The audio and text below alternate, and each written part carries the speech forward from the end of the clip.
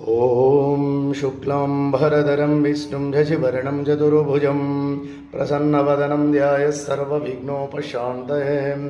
ॐ अगजाननपद्मार्कं गजाननमहार्निशम् अनेकदन्तं भक्तानाम् एकदन्तमुपास्महे। ॐ सुमुखाय नमः। ॐ एकदन्ताय नमः। ॐ कपिलाय नमः। ॐ गजकर्णाय नमः। ॐ लंबोदराय नमः। ॐ विकटाय नमः। ॐ विघ्नराजाय नमः। ॐ गणाधिपाय नमः। ॐ धूम्रकेतवे नमः।